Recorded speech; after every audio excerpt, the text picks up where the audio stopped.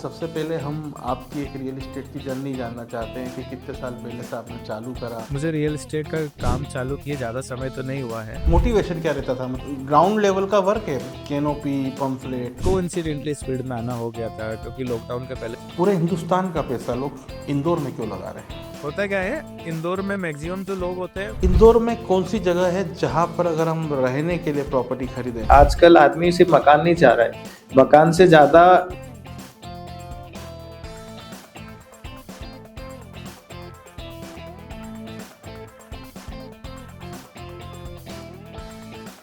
नमस्कार दोस्तों, एक बार फिर से स्वागत है आपका मेरे इस पॉडकास्ट में। और आज हम आपके लिए फिर से एक बहुत अच्छे टॉपिक पे लाए हैं।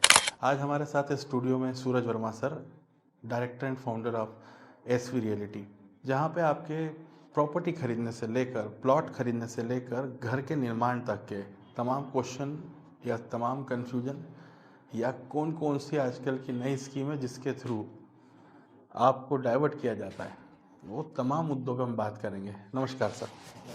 तो सूरज सर, सबसे पहले हम आपकी एक रियल एस्टेट की जर्नी जानना चाहते हैं कि कितने साल पहले से आपने चालू करा, क्या सोच के चालू करा, स्टार्टिंग में क्या प्रॉब्लम आई?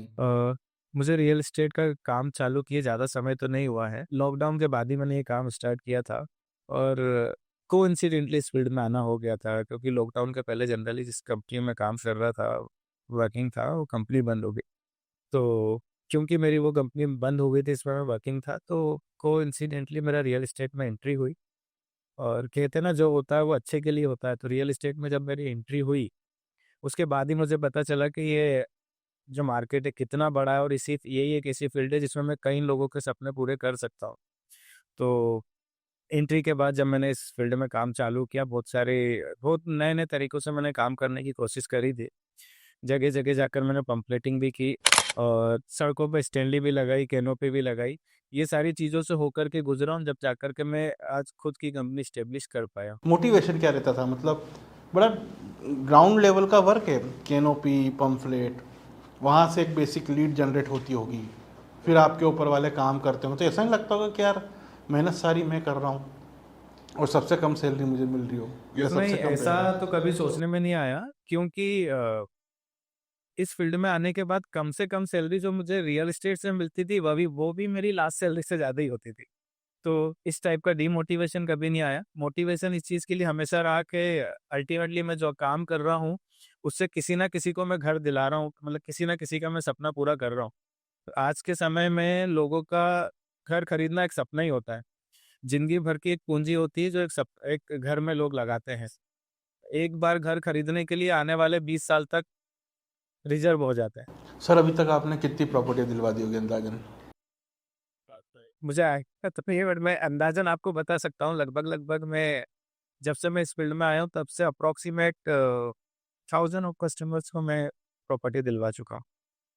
सर, अब इंदौर देखा जाए तो इंदौर ऐसा फेल जा रहा है, क्या पता आने टाइम में भोपाल से इंदौर तक की जितनी भी खाली सड़कें वहाँ पे भी टाउनशिप आ जाए। मगर मुझे एक चीज़ समझ में नहीं आ रही है, पूरे हिंदुस्तान का पैसा लोग इंदौर में क्यों लगा रहे हैं? ऐसा क्या इंदौर में मिल गया है? इंदौर में डेवलपमेंट बहुत तेज़ी से हो रहा है। जैसे थोड़े टाइम पहले तक इंदौर में पूरे हिंदुस्तान के लोग पैसा इसलिए लगा रहे थे क्योंकि सुपर कॉरिडोर नया-नया आया हुआ था। सुपर कॉरिडोर पर आज की तारीख में अगर देखें तो सुपर कॉरिडोर फाइनेंशियल हब भी हो गया है, मेडिकल हब भी हो गया, एजुकेशन हब भी हो गया। ये स इनसे रिलेटेड सारी बड़ी-बड़ी कंपनियाँ सुपर कॉरिडोर पर आ चुकी है। इसके अलावा भी कई सारी जो लैंड है, इन्हीं चीज़ों के लिए रिज़र्व है। तो आने वाले समय में भी कई सारी ऐसी बड़ी-बड़ी कंपनियाँ हैं जो सुपर कॉरिडोर पर आने वाली हैं। और जब भी कोई बड़ी कंपनियाँ आती है तो कंपनियों के साथ में एम्प्लॉयमेंट भी आता है। जिस एरिया में एम्प्लॉयमेंट ज़्यादा होता है, आस-पास के एरिया में ग्रोथ उसी एरिया में ज़्यादा आती है, यहाँ पर एम्प्लॉयमेंट ज़्यादा होता है।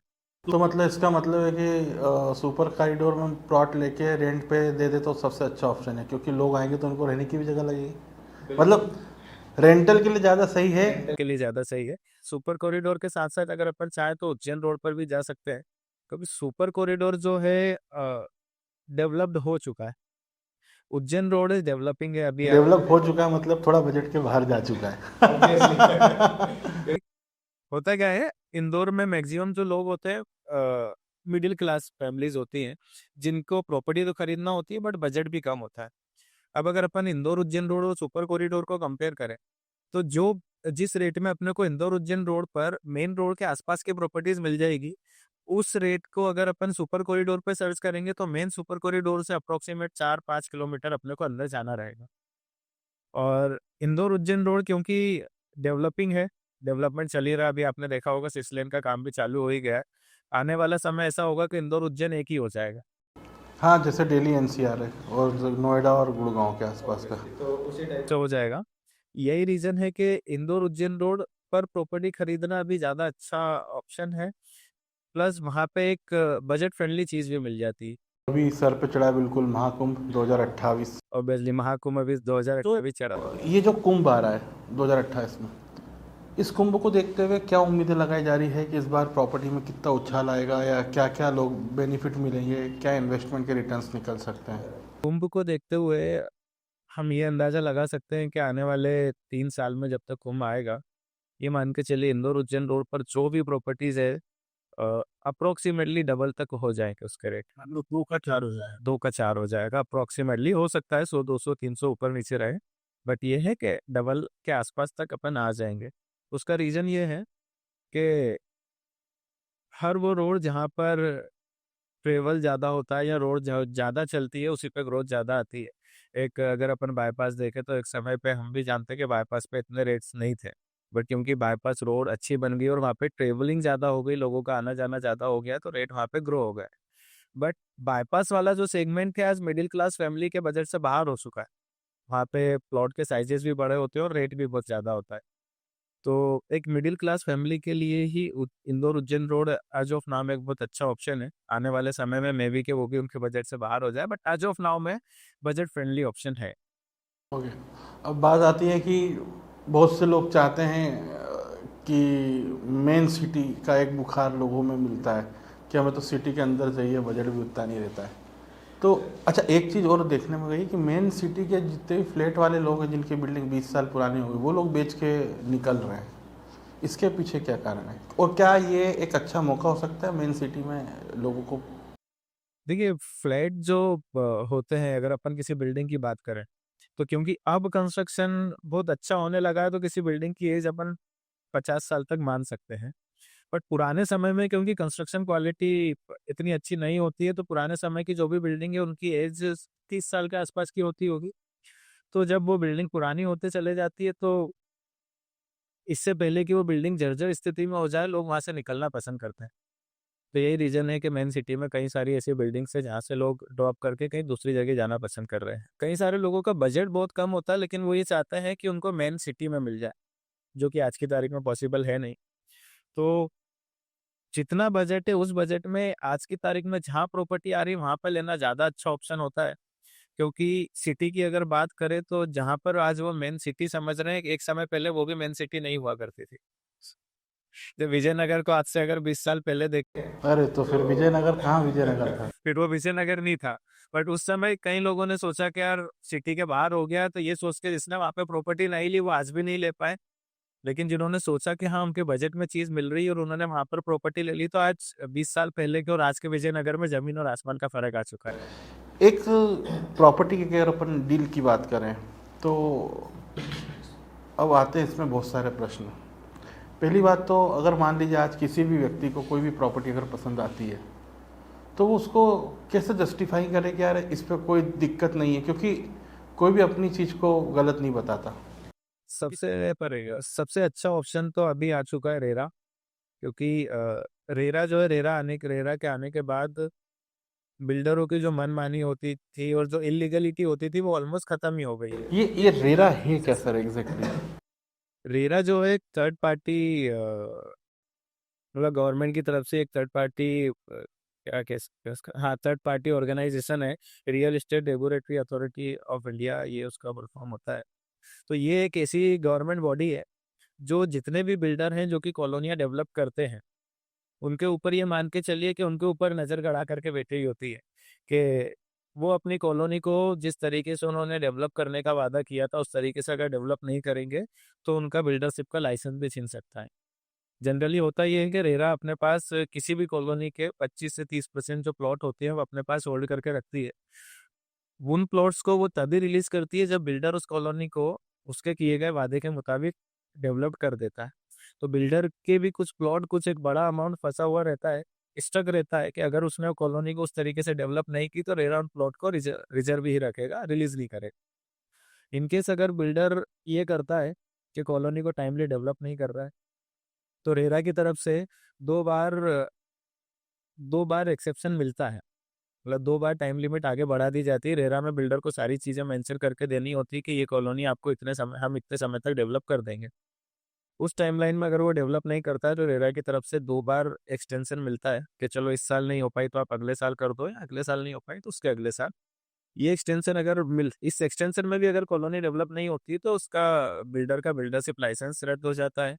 रेरा के पास जो प्लॉट रिजर्व रखे हुए होते हैं उन प्लॉट को रेरा पे नीलामी करके जो पैसा आता है उससे कॉलोनी को डेवलप करता है। हालांकि ऐसा अभी तक देखे तो इंदौर में ऐसा कहीं हुआ नहीं है, तो ये अच्छी बात है कि नहीं हुआ हो। मतलब बिल्डर सभी ध्यान रख के काम करते हैं, तो ये तो बहुत अच्छी बात है। एक एक ये छोटे छोटे प्लॉट का कुछ हिस्सा भी एक टाउनशिप के अंदर रख लेते हैं, उसको बोलते हैं LIG और EWS होता है। EWS। ये भी एक गवर्नमेंट स्कीम ही है।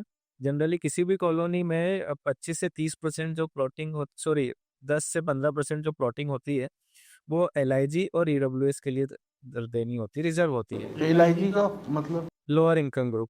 Lower income group, okay.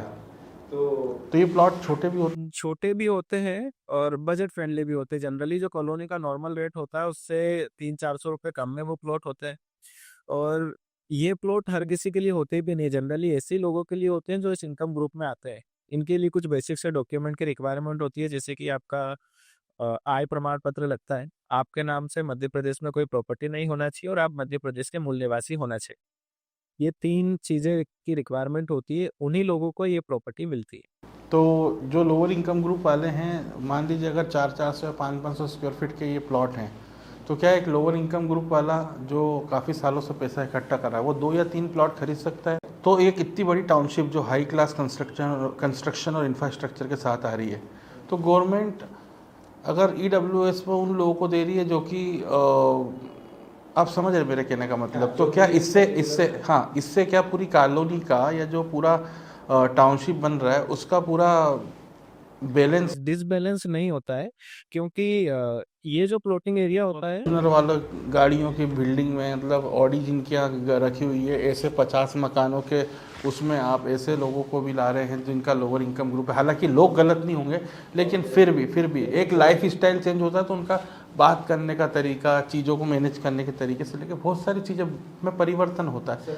इसको अगर अपन इस तरीके से देखें तो चाहे वो फॉर्च्यूनर वाला, ऑडी वाला हो या कोई भी हो, जितना जितना बड़े स्टेटस मेंटेन करने वाले रहेंगे उनको भी अपना स्टेटस मेंटेन करने के लिए छोटे लोगों की जरूरत होती है। घर में काम करने वालों की भी जरूरत होती है, ड्राइवर की जरूरत होती है, वर्करों की जरूरत होती है। सही तो है। जरूरत ऐसे लोगों से फुलफिल हो सकती है ना उन लोगों की। ओके, तो कहीं ना कहीं गवर्नमेंट ने स्कीम लोगों के रोजगार से संबंध रख के भी ये रोजगार से भी संबंध रखा है, दूसरा और लोगों की नीड पूरी हो जाए इससे भी संबंध रखा है। और इसी के अलावा एक चीज ये भी होती है, ऐसा नहीं है कि LIG वालों को नॉर्मल प्लॉट के साथ में मिक्स कर देते हैं या सेंटर में कर देते हैं। हर कॉलोनी में होता यही है कि LIG और EWS वाला जो भी पार्ट होता है वो कॉलोनी के किसी एक साइड, एक कोने में दिया जाता है, एक सेक्शन बना है। सेपरेशन हो जाए। तो वो एक सेपरेशन हो ही जाता है। अभी एक एक कहानी और आई समझ में नहीं आती जो मुझे प्लॉट के चक्कर में, वो ये कि हमने तो आज तक पढ़ा है कि जब हम चीज़ें बल्क में खरीदते हैं तो चीज़ें सस्ती होती हैं, राइट।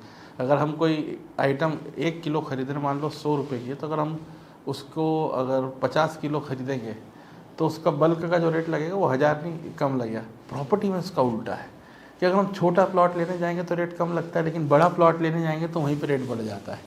क्योंकि जो भी चीजें होती है सर डिमांड एंड सप्लाई पर डिपेंड करती है ना। आज आपको एक चीज के रेट इसलिए ज्यादा मिलते हैं क्योंकि एक एक चीज के मार्केट में, आज अगर अपन फुटकर चीजों की बात करें जैसे कि आप बता रहे थे, एक एक चीजों की डिमांड ज्यादा होती है, बल्क में डिमांड कम होती है। तो इसलिए जब डिमांड कम होती है तो सस्ते में मिल जाती है। रियल एस्टेट में इसका उल्टा है, रियल एस्टेट में बड़े प्लॉट्स की डिमांड ज्यादा होती है। अब हर वो चीज जिसकी डिमांड ज्यादा होती है उसके रेट भी ज्यादा होते हैं। सिमिलरली कई सारी ऐसी टाउनशिप है जिसमें 800 स्क्वायर फीट के जो प्लॉट हैं उनके रेट 1000 स्क्वायर फीट और 600 स्क्वायर फीट के प्लॉट से बहुत ज़्यादा होते हैं। उसका रीज़न ये होता है 800 स्क्वायर फीट के जो प्लॉट होते हैं उसमें मतलब आप ये होना चाह रहे हैं कि 600 स्क्वायर फीट जो 800 से कम है और 1000 स्क्वायर फीट जो 800 से ज़्यादा है, तो 800 के रेट 1000 और 600 के पर स्क्वायर फीट से ज़्यादा है, क्योंकि जस्ट बिकॉज ऑफ कि 800 की डिमांड ज़्यादा है। डिमांड ज़्यादा है। ओके। तो ये पूरा डिमांड और सप्लाई का और हर चीज़ डिमांड सप्लाई पर डिपेंड करती है। और रिसेल प्रॉपर्टी के बारे में आपका क्या विचार है कि रिसेल प्रॉपर्टी से आज की तारीख में लोग इन्वेस्ट कहते हैं ना कि बैंक बैलेंस बढ़ाना तो प्रॉपर्टी खरीद लो, 6 महीने में बढ़ जाता है, तो ये कितना सच है? क्या बैंक बैलेंस बढ़ाना है तो प्रॉपर्टी खरीद लो, तो वो तो है ही। रीसेल की अगर मैं बात करूं तो रीसेल में फिर जो प्रॉपर्टी होती है वो अपने को सोच समझ के खरीदनी होती है, उसकी लीगलिटी चेक करनी होती है, क्योंकि कई बार रीसेल की प्रॉपर्टी इतनी पुरानी होती है कि वो रेरा के आने के पहले की होती है, जिसमें रेरा अप्लीकेबल ही नहीं होता। अब जो प्रॉपर्टी में रेरा अप्लीकेबल नहीं है उसमें रेरा कुछ कर भी नहीं सकता, क्योंकि आप बिल्डर से खरीद नहीं रहे, आप ऑलरेडी किसी यूजर से खरीद रहे हैं, तो उसमें रेरा कुछ नहीं कर सकता। आपको लीगलिटी चेक करनी होती है। लीगलिटी चेक करने के लिए कॉलोनीज के कुछ पुराने डॉक्यूमेंट होते हैं, जैसे कि टीएनसी होता है, डाइवर्जन होता है, डेवलपमेंट परमिशन होती है, ये सारी चीज़ें चेक करनी होती है। ये सारी अगर चीज़ें एक बराबर हैं तो आप रीसेल में भी डील कर सकते हैं, उसमें कोई प्रॉब्लम नहीं होती। अब अगर हम बात करें कि एक मध्यम वर्गीय परिवार जिसकी सैलरी 10 लाख से कम है सालाना, तो उसको किस तरीके का निवेश करना चाहिए, या पहले निवेश करके अपना पैसा बढ़ाना चाहिए फिर मकान बनाना चाहिए, या ऑब्वियसली सर देखिए, निवेश करने को प्रायोरिटी देनी चाहिए। कई बार ये होता है, अगर अपन बात करें सेल्फ ग्रोथ की, तो कई बार ये होता है कि लोग जो भी उनका पैसा होता है सबसे पहले उसको लगाते हैं रहने के लिए। बट मैं ये सोचता हूँ कि जो भी अपना फंड है उसको रहने की जगह इन्वेस्टमेंट करें। जब आपका इन्वेस्टमेंट से रिटर्न आपको मिलना चालू होगा तो आप रहने के लिए और अच्छा प्लान कर सकते हैं। बट जो भी पैसा उसको अगर आप रहने के लिए लगा देंगे, जिससे आप रहने के लिए पैसा लगाएंगे तो उससे रिटर्न आएगा नहीं। हाँ, ईएमआई अलग चालू हो जाएगी, रिटर्न कुछ आना नहीं है। ईएमआई भरना है, रिटर्न आ नहीं रहा है, फिर लोड आएगा। इन्वेस्टमेंट करने के बाद ये हो सकता है कि ठीक है जो ईएमआई आए, क्योंकि इन्वेस्टमेंट से रिटर्न आएगा तो आपकी ईएमआई भी आ जा सकती है और आप जहाँ पर रह रहे हैं उसको भी मैनेज कर सकते हैं। Okay okay. अब हम आगे चलते हैं। अब एक सबसे बड़ी दुविधा ये होती है कि जब किसी प्रॉपर्टी की डील होती है, राइट, तो एक टोकन अमाउंट दिया जाता है जो 16 चिट्ठी पे होता है, उसके बाद कुछ 25% का 7 दिन का समय के बाद होता है। अब बात आती है रजिस्ट्री वाले दिन, तो रजिस्ट्री वाले दिन एक अमाउंट होता है गाइडलाइन का और एक अमाउंट होता है इक्विटी, जिसको इक्विटी अमाउंट बोलते हैं, जो अलग वाला अमाउंट है ना। तो जनरली वो अलग वाला अमाउंट लोग क्या तो कैश लेते हैं, या फिर अगर अकाउंट में भी लेते हैं तो कुछ उसमें टैक्स वगैरह भी जोड़ो। आज एक आदमी बैंक लोन के बिहाफ पर कोई प्रॉपर्टी ले रहा है 1 करोड़ की, अब उसके पास उसको लोन सेंक्शन है 1 करोड़ का, मगर प्रॉब्लम ये है कि जब तक रजिस्ट्री बैंक पे नहीं जाएगी तब तक बैंकर उसे इसी टाइम पे रिलीज नहीं करेगा। और उसके पहले उसको चेक की फोटोकॉपी मिलेगी जो कि गाइडलाइन के रेट का होगा। अब ऐसी स्थिति में आदमी फंस जाता है कि उसके पास इतना कैश है नहीं जो बाद में भले 7 दिन बाद आ रहा है तो वो उसको दे दे। ऐसी कंडीशन में आप अपने कस्टमर्स को कैसे डील करते हैं? इसमें हम किसी को ब्लेम भी नहीं कर सकते, ऑब्वियस सी बात है। जो प्रॉपर्टी अपनी सेल कर रहा है जब तक उसके पास पैसा नहीं आएगा वो रजिस्ट्री नहीं करेगा, और जो प्रॉपर्टी बाय कर रहा है जब तक उसके पास पैसा नहीं आएगा वो बाय भी नहीं कर पाएगा। तो इसका बीच का रास्ता कई बार तो हम ये करते हैं कि एक रिवर्स एग्रीमेंट करवा लेते हैं। इन केस अगर कोई सेलर पार्टी रिवर्स एग्रीमेंट पे एग्री नहीं करती तो फिर वो अरेंजमेंट हम लोग करते हैं। इवन अगर एज ए ब्रोकर मैं बात करूं अपने आप की, तो हम लोग का काम ही यही होता है, डील को बैठाने के लिए जो भी बीच की चीजें होती है उसको मैनेज करने वाला। मगर ये वाला अमाउंट तो गाइडलाइन से ही बड़ा होता है, इतना बड़ा अमाउंट अरेंज करना मतलब एक सामान्य आदमी के लिए भी टफ है। होता है, ये टफ होता है। और इस अमाउंट को अरेंज करने के लिए हम भी कस्टमर से कुछ ना कुछ थोड़ा बहुत चार्ज करते हैं, क्योंकि 6-7 दिन 8 दिन का बाद जो अमाउंट आने वाला होता है, उस 7-8 दिन के तक हमें भी जो अमाउंट अरेंज करना होता है हम लोग भी कहीं ना कहीं से अरेंज करते हैं, क्योंकि इसका जो वेरिएशन होता है बहुत लंबा होता है। कई बार वो अमाउंट 50 लाख, 55 लाख, 60 लाख, 70 लाख या ऑलमोस्ट 1 CR तक भी गया है, वो भी हम लोगों ने मैनेज किया है। तो उसके लिए हम एक नॉमिनल सा अमाउंट लेते हैं तो उसके अमाउंट के साथ साथ हम लोग रिवर्स एग्रीमेंट भी करवाते हैं, चेक भी लेते हैं, जो सिक्योरिटी पर्पज हमें लेना होता है वो सारी चीज़ें हम करते हैं। बट हमारी कोशिश ये रहती है कि चीज़ डिलीवर हो जाए। तो ऑडियंस आप भी ये चीज़ ध्यान रखें, हो सकता है कि शायद आप भी इस परेशानी से परेशान हो रहे हों और इसी कारण अगर आप प्रॉपर्टी नहीं खरीद पा रहे हैं तो आप सर से ज़रूर मिले। वर्मा सर आपको ये फैसिलिटी तो दे देंगे कि आपका मकान जो आपका सपना है उसे तो ज़रूर बना देंगे। आगे चलते हैं वर्मा सर और हम बात करते हैं इंदौर में कौन सी जगह है जहाँ पर अगर हम रहने के लिए प्रॉपर्टी खरीदें तो आज की तारीख में प्लॉट खरीदें, एक साल में कंस्ट्रक्शन कर ले तो हमको बेसिक सारी सुविधा मिल जाए जो आज की तारीख में मिड ऑफ द सिटी मिल रही है, यानी कि पब्लिक कन्वेंस, हॉस्पिटल, स्कूल, उसके बाद जो ग्रोसरी स्टोर है, जो छोटी मोटी रोज की चीज़ें लगती है, कॉस्मेटिक हो गया, सारी चीज़ें। इंदौर उज्जैन रोड आज ऑफ नाउ में बेस्ट ऑप्शन है। रीजन बिहाइंड बजट फ्रेंडली है। जो बेसिक नीड की चीज़ें वो आपको सारी मिल जाती है। पब्लिक ट्रांसपोर्ट आपको मिल जाता है, स्कूल मिल जाते हैं, कॉलेजेस मिल जाते हैं, हॉस्पिटल मिल जाती हैं, सारी चीज़ मिल जाती है। डेली नीड की सारी चीज़ें इंदौर उज्जैन रोड पर अवेलेबल है। अभी तक मैं अपनी पर्सनली बात करूँ तो मैं अरविंद हॉस्पिटल से लेकर के धर्मपुरी तक के बीच में जितनी भी कॉलोनी, ऑलमोस्ट सभी कॉलोनी में वर्क करता हूँ और वहाँ पर कोई भी ऐसी कॉलोनी नहीं है जहाँ पर आपको बेसिक नीड की चीज़ नहीं मिलेगी। हम अगर एक चीज़ माने कि मतलब आपने मुझे बताया था कि डबल का रेट निकल जाएगा, तो अगर हम 50 लाख डालते हैं तो 1 करोड़ तक निकल जाएगा। ओके, तो उस 1 करोड़ को लेके फिर व्यक्ति अपना एक अच्छा मकान, मगर 50 के लिए जो उसने लिया होगा कितना ईएमआई मिल जाता है बैंक से एक प्रॉपर्टी अगर हम बात करें तो? ईएमआई की अगर मैं बात करूं तो हर 1 लाख पे 1,000 रुपये ईएमआई आप मान करके चलिए। थोड़ा बहुत ऊपर नीचे हो सकता है बट ऑन एन एवरेज इतनी ईएमआई आती है। 1 लाख पे 1,000 रुपये, मतलब आज की तारीख में तो एक प्रॉपर्टी लेना मतलब आदमी कौन बने करोड़पति हो ही गया है। तो ये प्रॉपर्टी में अब हम बात करते हैं कंस्ट्रक्शन की। आजकल कंस्ट्रक्शन के भी बहुत नए नए तरीके आ गए और कई सारी फॉरेन के आइटम्स भी लगवाते हैं लोग, इंपोर्टेड मटेरियल भी करवाते हैं।